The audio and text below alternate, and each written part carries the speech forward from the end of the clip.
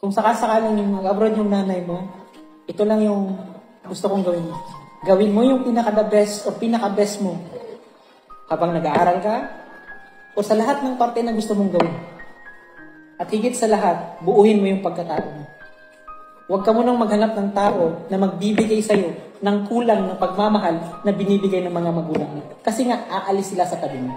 Huwag mong hanapin yun. Yung na yun na pagmamahal, kahit sino, hindi kaya ibigay sa'yo.